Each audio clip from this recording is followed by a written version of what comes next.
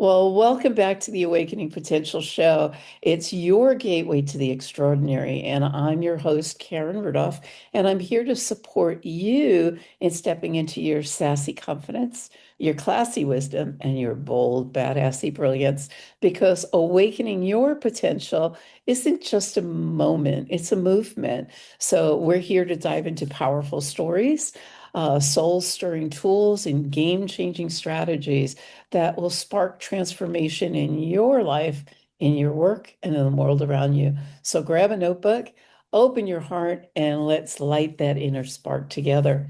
Today, I'm really excited to introduce you to somebody I met quite recently, actually. And he's just a superstar, and his name happens to be Bruce Starr. He's had a 30-year TV and radio show. His radio show is Healthy Palm Beach, which he hosts. He's an author, founder of Body and Soul Expo event. He's a seminar presenter. He's a professional speaker and a movie star in the upcoming movie, along with myself and other amazing individuals, called The Art of Manifestation. Bruce, welcome to the Awakening Potential Show. Great to be here, Karen. Thank you so much for asking. I'm usually on the other side of the camera. I'm usually the interviewer. Even I just thought about this the other day. I've been in radio for 32 years and Wow. started this is an interesting story. It started way back in 1993. I used to listen to a station called WNN, the Winners News Network, and it was out of Boca Raton, Florida.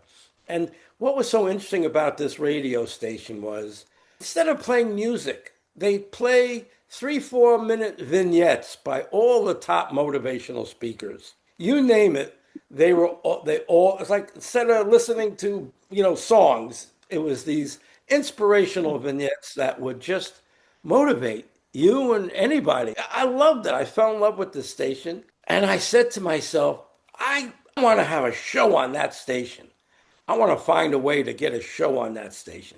So I ended up some of the people who were already hosting shows. And I said, can I be a guest? I'm a relationship coach. I could talk about relationships. And they said, sure. And they had me on the show. And I was hooked. It was Love it. exciting. Love it. Anybody that's been on the radio or even podcasting, you don't do it for the money. You do it because you're getting an opportunity to have more than one person what you have to say and here and what you have to offer. So I not only got an opportunity to be on that station, but I hooked up with a Dr. Joel Wallach. A lot of people know Dr. Joel Wallach. Everybody and their grandmother years ago had a cassette tape called Dead Doctors Don't Lie. And anyone in 12 who was in multi-level marketing or in sales, they all had this cassette that he produced. He was just a brilliant guy. So I hooked up with him and he became my total supporter on this show, kept me on the air for 2 years. And he lived out in Oh, California. So that was an amazing manifestation. And he'd say to me, hey, I want to come and do some seminars. Can we promote me on the show? Of course I can. You're the sponsor. And he would come out here from time to time and we'd fill a whole like of just people, wow, listening to the show and wanting to see Dr. Joel Wallach. So love. lasted a few years, and then things in radio and broadcast doesn't don't last too long. Then my wife and I moved out to Los Angeles, and I'd already been in the entertainment industry for 5 years. I was a talent agent and manager, but really a personal appearance agent for stand-up comedians. So you know what you talk about manifesting, right? I moved out to Los Angeles in 1981. And in 81, my Mitch Ween picked me up at my sister's when I just moved out there and took me over to the Improv on Melrose. And he says, open the door. I said, okay, where are you going to park? He says, I'm not parking. I'm leaving out the door and go ask for Bruce Smirnoff and Mark Goldstein. And this is where you're going to live for the next, as long as you're going to be out here in LA. And I said, Wow. oh, okay. And I went and looked for Bruce, and he was very kind. He was very nice. He was from Connecticut, and my buddy was originally from Connecticut, so they had a nice connection. And what happened was I started going there every night, and it was fascinating because while I was there were people like Jay Leno every night, Robin Williams every other night, Paul Reiser, Johnny Carson would come in once in a while. And so I just hanging out there and having dinner with them and sharing pizza. And it was just, we were all became friends. And I was looking for something to do. Uh, I ended up having a roommate named Barry, and Barry said to me, "Why don't you? These guys like you. Why don't you be like their agent? They need an agent." I said, "No, I don't want to do that." But what happened right in front of my eyes was Evening at the Improv. Do you know Evening at the Improv at all? No. I love improv, but I don't know what you're referring to at this point. Okay. So in 81, a show came on the air called Evening at the Improv.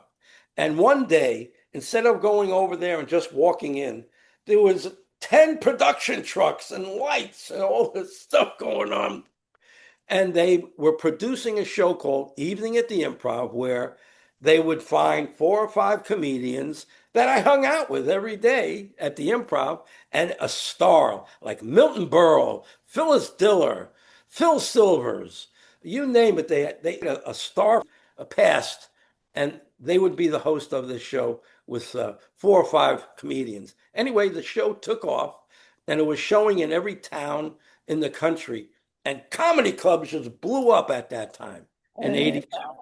Yeah. And the kids were kind of stuck rock in a hard place because they were not going to call the comedy clubs themselves, and their agents weren't going to call because they were busy trying to get them commercials, sitcoms, and movie roles. They were not going to try to get them these $2,000, $3,000 weekends. But Right. I did. My roommate said to me, "Why don't you become their agent? They don't want to make the calls." I said, "I don't want to become an agent." He said, "Why?" I said, "Because everybody hates their agent. An agent can never do enough for their client." Right. So eventually he talked me into it. And he said, "Look, these guys like you, they trust you. Uh, just ask them if they make calls for them." And I did, finally. I ended up having 35 stand-up comedians from the Oh, golden age of comedy, from Howie Mandel to the unknown comic. His name is Murray Langston, Paul Reiser, Bobby Slayton. I mean, the list goes on and on and on. And it was an amazing thing being at the right place, manifesting this, even without me wanting to do it. right. I was at this comedy club at the right time. It was amazing. Now, 3, 4, 5 years down the line, my mom passed on, and it shook my world. And I said to myself, "It's so dysfunctional out there, Karen." Number one, I didn't anywhere with people, with the movers and the shakers, because I'm an alcoholic. I wasn't a drug addict. I wasn't a drug dealer. Nothing wrong with being homosexual, but I wasn't one. And I didn't fit in anywhere. Right. So I was constantly on my own and not really getting bigger and bigger. And I said, you know what? I hadn't had a functional relationship the whole time I was out there. And that was very important to me. So I left. Nobody leaves show business, but I left. And anyway, eventually, I moved back to Florida, and something else manifested. My wife ended up going to a tropical island in the Western Caribbean called Roatan. And Roatan was not known. It's a small island in the Western Caribbean. Everybody knows uh, St. Martin, Martinique, Barbados, the Bahamas, Haiti, Puerto Rico. But this is in the Western Caribbean, Belize, and Honduras. So she went there, and she would she went on the internet, and which was very, very backwards then, and I she said, bet. "There's no English radio here. There's no English television there." They say you would fit right in, and sometimes a radio TV person has to hear that there's Right. an area where there's no this going on, or so I moved to this tropical island in the Western Caribbean. Wow. And within 6 months, I had talked to the station owner. It was Spanish and English. He was definitely all English, because what would happen is people would Spanish would come and take over the island, and the English would come and take it back from them, and then the Spanish would come and take it from them. So it was always a mixture. It was a beautiful mixture of people. I loved it there. So I hope this is what you're looking for. You're on a roll. Go for it. I love it. You're having a great time, and I love the I passion. am. I am. So, myself being a talk radio show host in this beautiful Western Caribbean. And a few months, but eventually this fellow gave me the opportunity. And of course, because they never had an English speaking radio person before, it kind of took off because there were thousands of people in the area who spoke English, who were from all over the world. And I ended up being the first and only English speaking TV and radio talk show host in the Western Caribbean. And I held that position for 9 years. Wow. And it Wow. was pretty amazing. We were living the life. It was the Caribbean paradise, like you would think, until until politics got in the way. And I'm not going to go too much into it, but political stuff started happening and shootings. And I came to realize that people were being murdered on the mainland. And I said, you know what, honey? I'm a target here. I'm like the Larry King of the Western Caribbean. And Um, Roatan was the diamond of this country. And that's where all the resorts were. That's where all the great restaurants were. I said, you know, honey, too much going on. I think we better leave. It's not trying to hold on to this place. And so we left.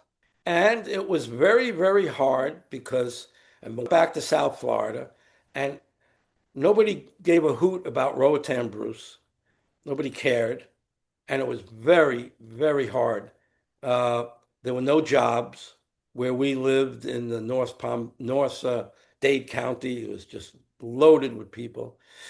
And I struggled. My wife said to me one day, she goes, "Why don't you become a substitute teacher?" I said, "To become a substitute teacher?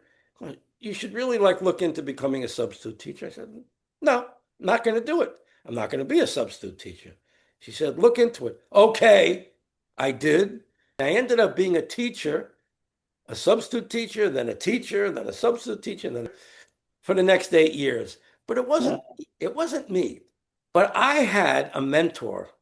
His name was Sonny Fox. Sonny Fox was a big time New York metropolitan area hero and celebrity when I was growing up. He hosted a show called Wonderama, and all the kids growing up wanted Sonny Fox to be their fathers. And right. it was a show.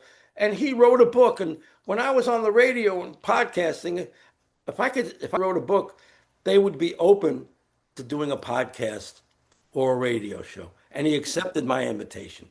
And we became great friends. And he was a huge proponent of teaching and teachers.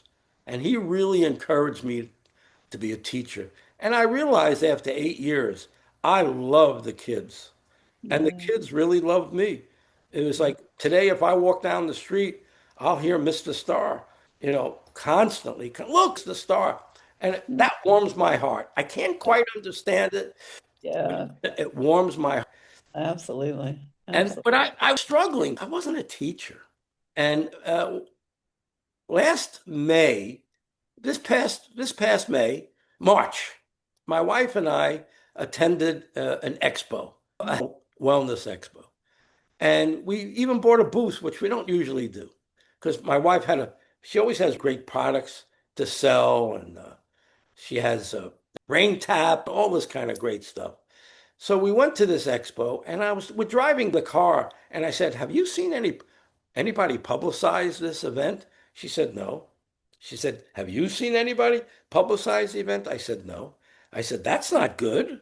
Yeah, right. If we're not it, that means this could be a formula for disaster." So we did the show, and very few people showed up. The only saving grace was that when you're not with all with around, talk to the vendors. So we talked to the vendors. It was a great experience. Got to know a lot of people, and we're driving home. And I'm always something that I can really get my grips into. And the two of us looked at each other and we said, we live in such an unbelievable area, North Palm Beach County. This place where we were was North Broward County, where the expo was. We're driving home to North Palm Beach County, Jupiter, Hobe Sound, Tequesta, Palm Beach Gardens, uh, West Palm. That's our area. And we said, we can do better than this. And our area has never had a large scale health and well being expo. So Love it. it's a crazy thing to just do. If I would have realized how much there was to it, I might not have done it. But for Exactly. 6 months, 6 days a week, 12 hours a day, we worked on this. And we had a 27-year-old Gen Z young fellow join our group, and he was our detail guy. He was our internet. He was our, the guy that did the technical stuff.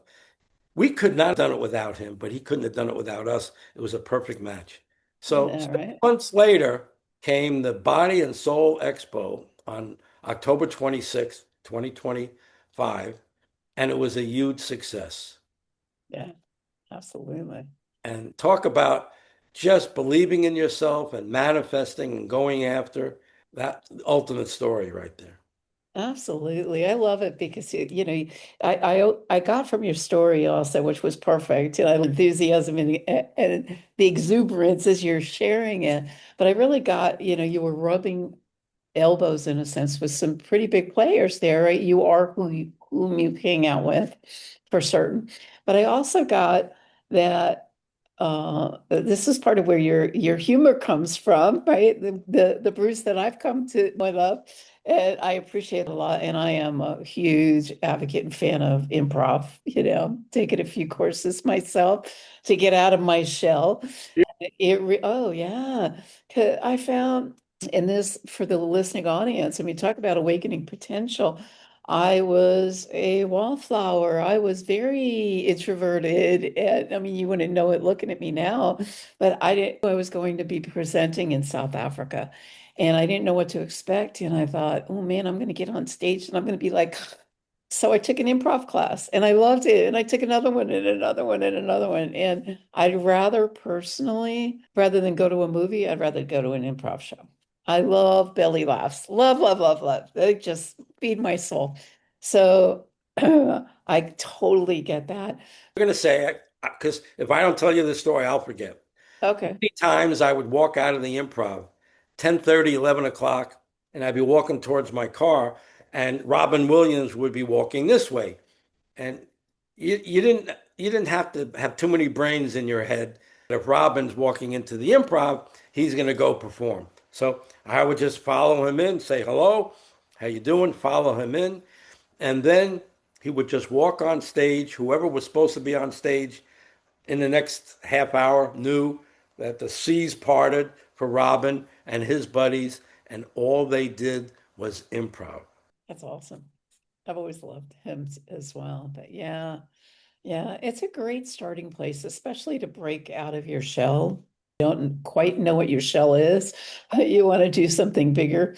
One of the things I did want to ask you though is what would you consider your greatest gift? Well, I think if people were to look at my story so far, perseverance is not the right word because perseverance would mean that you stuck with something and kept going. The only thing I've stuck with and kept going in is my life. I have always run into walls. I think my astrological chart, not that I think I know, my chart says, okay, you're going to do this, and then boom, and then you're going to do this, and then boom, you're going to have to go this way, or you're going to have to go that way. That's been my life. So I've reinvented myself so many times. Just the short stories I've told you. I had to leave Roatan, and oh my God, I had to reinvent myself. And then I did, other things. And then I was a teacher. I had to reinvent myself, become a teacher. Then I wasn't a teacher. Right. So it's reinventing myself and almost feeling not defeated. Well, I felt plenty defeated. Let me be perfectly honest. But not letting that absolutely stall me out and not letting it overrun my life. Knowing that God has more plans for me. It's like I wrote a book about my life and I stopped writing it about 5 years ago. And I thought that was it. I thought that was the end.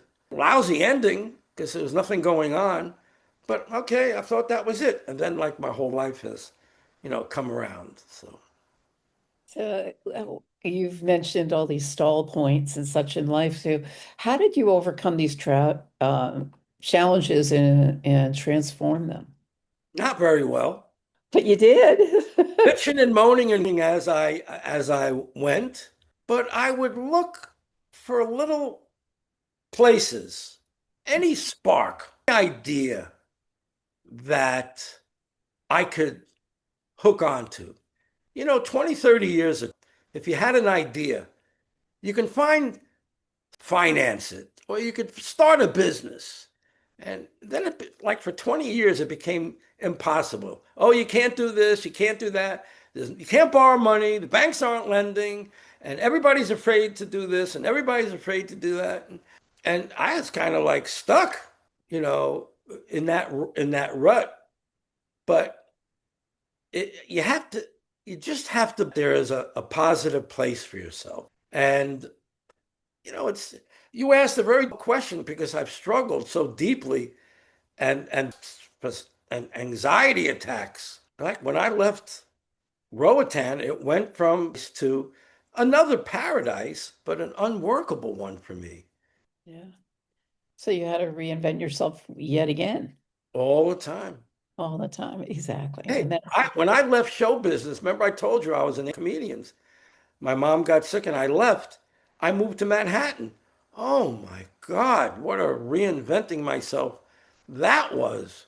What a, I mean, when I make changes, holy mackerel, do I make changes. that's a been there, Oh done that. God.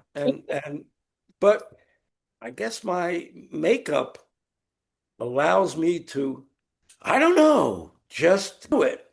And all I need is a spark sometimes. I could go for months and years and be in a really rough way. But if I could just find a somewhere of something that I might like doing, Right.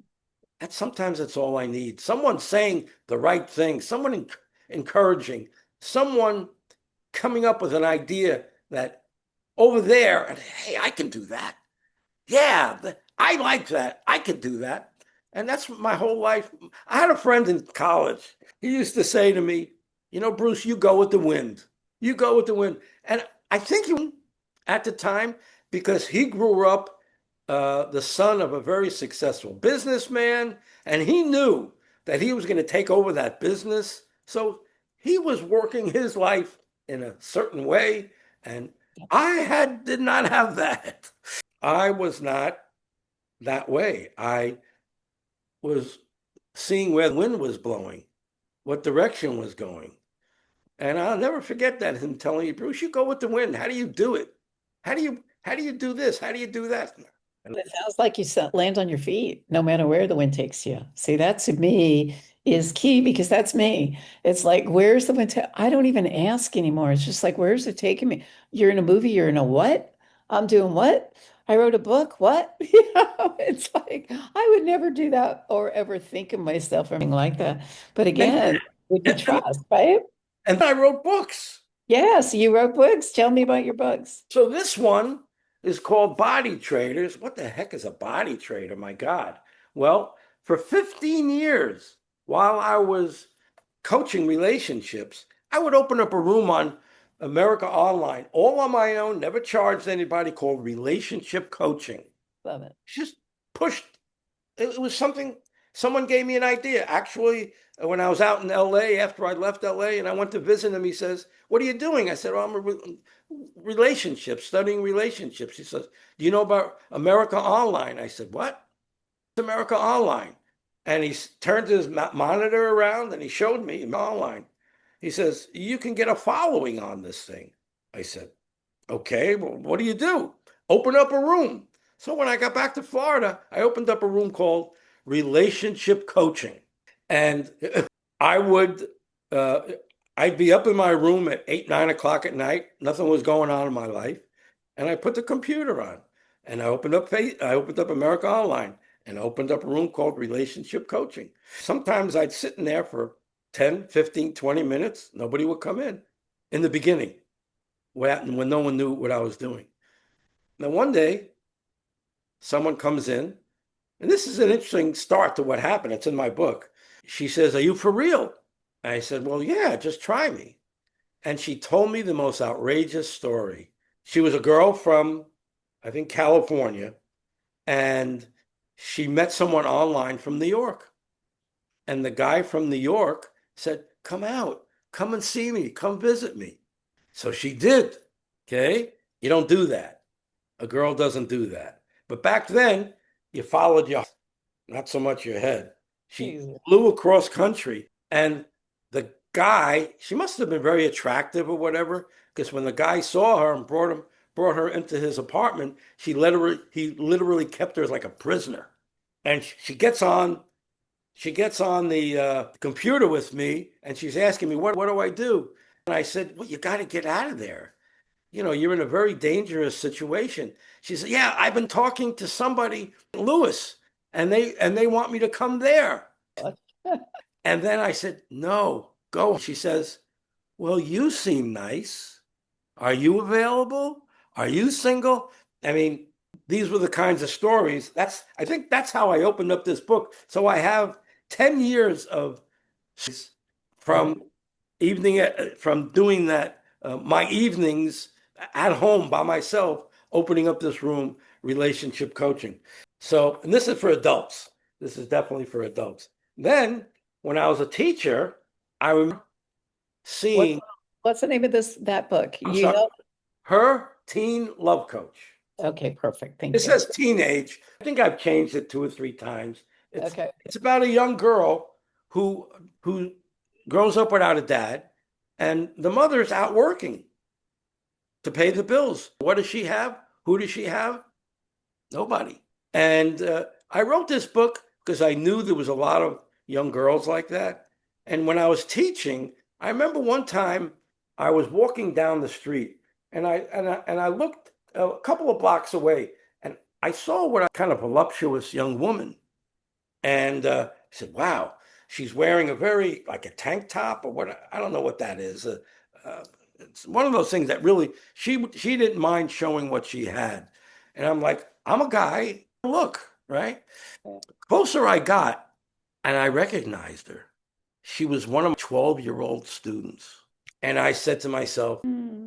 this girl, if she doesn't watch out, she's going to be headed for trouble. And that inspired me Yeah.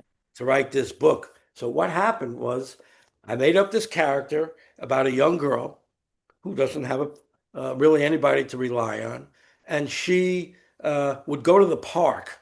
You see a picture of a girl sitting in a park, Yeah. and she would go to the park and she'd sit next to some different people, and she would always end up her bench was here, and this guy's bench was here, and this guy was always feeding the birds and the pigeons, and she got really, I want to feed those pigeons, I want to get that relationship with those birds. So one day the guy gave her some bread because she never brought bread because she'd come right from school, and they started talking, and he was a very spiritual guy, and she started asking him questions about life. And he started giving her answers she never heard before. She got all this, and she'd ask him every question she asked, he'd give her perfect answers. And when she turned 14, the same thing happened. When she turned 15, same thing. He would ask her questions that a 15-year-old would ask. Then at 16, 17, 18, this book is a manual, a guide for teenage girls and for guys, how to get through those very difficult years without making life changing mistakes. Love it. Love it. What a great contribution, Bruce. I just so love that. And just for the audience, I want you to know that all of Bruce's contact information will be in the show notes, and you'll send me, if you would, the link to those books, and we'll make sure that they're in the show notes as well. You've got such an eclectic story and life, and it just makes you all the more lovable. You know that. Thank And you. I was so attracted to you as a person when I met you down at the expo, which was amazing. So I guess my next question is, you think you'll do it again? May 9th and 10th, 2026. All right, I'm going to be there. We're going to be come down to be there for sure. Um, so out of all these eclectic experiences, what would you say was your biggest learning lesson? Not to let myself get down. And because the more you let yourself get down, the more you're away from your creator. The more you doubt yourself, the further you are from your creator. And that's okay. But it's a further path that you're going to have to take to get back. The more you beat yourself up, the more you doubt yourself, the more you beat up and doubt and don't like people and judge people and don't forgive people, the further you're from your path, your original path with the great one, with God, with whatever you want to call it. And so try not to get, we have to feel our feelings. We have to feel disappointment. We have to feel devastation. It's part of life. But don't stay in it for too long. Feel it, but don't live with it and groove on it. And, make it your calling card. Yeah, I'm a depressed, I have no abilities and I'm a loser. You hear people talk like that all the time. All the time. Yeah, sad And as it they're going to self-defeat until something smacks them. God's child. You're, you know, no one's any better than you. You're no any better than anybody else, but no one's any better than you. No one has more tools than you have. exactly. And so I had some incredible mentors in my life. I had Marianne Williamson. Okay. Marianne what taught me the Course in Miracles a long Yeah. time ago. And then she just ran for president. But Right. she wrote, can I tell you another story about that? Marianne Please. Williamson. Yeah, because I'm a Course in Miracles fan as well. I took her stuff. Yep. So 1986, 87, yes, she came to New York every 2 weeks from LA, flew to New York to speak to 100 or so of us in a church on the west side of Manhattan. And I like, wow, this woman, because I'm a talent agent and manager, I know talent when I see it. That's what I put myself on. I Oh, knew Jim Carrey was going to be a star when no one knew the heck who he was. And I can name a whole bunch of other ones that I knew were going to be stars. So it's one of my talents. I can sense talent when I see it. And I go see her and I say, Marianne, after like a few months or even a year, I said, Marianne, more people need to know you. And you do this great work. More people need to know you. She goes, what do you suggest? "Well, why don't we do an article in the New Yorker?" She goes, okay, you'll help me write it. Well, you'll write it. Sure, but let's write it together. And the next time I saw her, I said, Marianne, you need to write a book. She goes, I have no time to write a book. I'm traveling, I'm going here, I'm going there. I said, Marianne, you know those cassette tapes that everybody buys at your events? Yes. I said, pick about 10 or 12 of those out and have one of your followers transcribe them. uh-huh. And there's your book. You Exactly. take what they transcribe, you'll have a lot of fun editing it. Well, will you help me? I said, of course I will. That's why I came up with this idea. So we started writing this book. And then something happened. To this day, I don't know. The only thing I could think of was I wasn't spiritual enough for her. I don't know.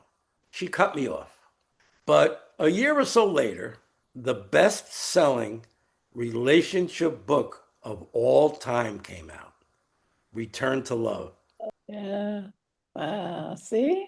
That's beautiful. Love that. You So I've never had knew whose some life. I've had some incredible teachers. I've had Michael from out in Los Angeles and Yeah. from The Secret, and Yeah. I see him every week at his church in Santa Monica. Yeah. And To Pat Allen, who's still alive and kicking, brilliant, brilliant teacher on relationships. Dr. Leo Buscaglia, just some great, great people. And that's how I learned. I was a member of the National Speakers Association and learned from all incredible people, how to be the best person you could be, how to be a great speaker.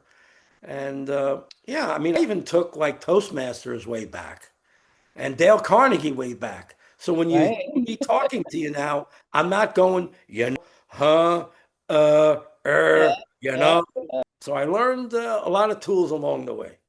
beautiful. But that's what it is. It's all about learning and expanding, and it's the becomingness and who we're becoming on the journey, right? It's not the make wrong or oh, I did the ums or you did an okay, I'm gonna catch it next time. It's like beating yourself up. I love your journey. I love your journey. It's been wonderful to listen to your stories. I can listen, meet you again, hear some more of them. I know a special gift for the listening audience, a 15-minute session as a relationship coach. You give them a little bit, that also will be in the show notes, but if you'd like to speak a little bit more about that, or we'll just put it in. Yeah, if anybody mentions they heard us talking on your show, I'm going to give you an email now. Love Coach. It's not LOVE, it's LUV1. Love Coach, LUV Coach 1 at gmail.com. LUVcoach at gmail1.com. Anybody that emails me and says, I heard you on Karen's show, I'd be glad to speak with you for 15 minutes about how you're doing, what you're doing, and see if you might be somebody that would be open to hearing about, because I am so dedicated. I don't want people to die by themselves. I don't want that to happen. I'm here to love and be loved in return. And that's the most important thing. And there's too many people alone and lonely. And I want people to even a 60 or 70-year-old, I'll tell them, forget about the heavy romance and the this and the that. Find someone that you can like. Find someone that you could be, even if it's roommates with, someone you can go to the movies with, someone you can go to dinner with, somebody to spend time with, and you'll get to know each other. So there's a lot of ways I can help people with their relationships, and I want people to be happy. So I'd be glad to offer a free 15-minute session. Love it. Thank you so much. As I said, that address will be in the show notes as well. Bruce, I usually ask, and you've dropped so many pearls of wisdom here today, and I'm grateful for that for sure. But I always ask, like, what's that one pearl that you want to leave with the listening audience here today that really perhaps may have impacted your life or you feel will impact theirs? Like I said, you've given so many as of now, but another one. I have one. Okay. It's Tell me. one. I'm going to give you two, if you Okay. don't mind. Okay. Absolutely. I love it. Is lead with kindness. Absolutely. Is an umbrella for every positive word that you could think of. Be Yes. kind to others and be kind to yourself. And Right. if you would just do that, if you would look for a kind person, they don't have to be perfect this way, perfect, but if they're kind, gold. Okay. The other one is, and I think the Course in Miracles and Marianne installed this in my brain, peace your goal. You could never go wrong. It's like when we want more money, more jobs, more this. I want that car. And you want this and you want that. Okay. But when you're going after those things, if they don't bring peace inside, if you choose someone and they're making you nuts and they're not bringing you peaceful inside, it's not the right thing. Check in inside and see how you feel about every decision that you make. And if it doesn't let you feel peaceful inside when you make it, take a little bit more time to rethink it, change a little bit until it makes you feel peaceful inside. Absolutely. Thank you. Bruce Starr, thank you so much for sharing your journey and your thoughts with us. You're just an amazing individual. Thank you. For you. Thank you so much. Thank you. Thank you for being here.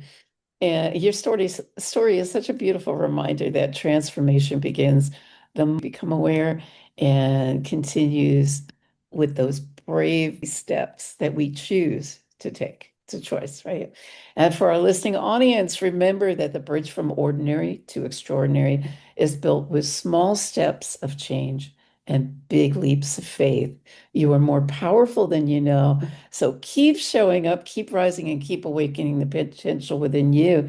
And if something in this episode sparked something within you, reach out to Bruce, reach out to me. Let's explore what it is together. And we're both here. We're both here to support and awaken the potential within you because you're worth it.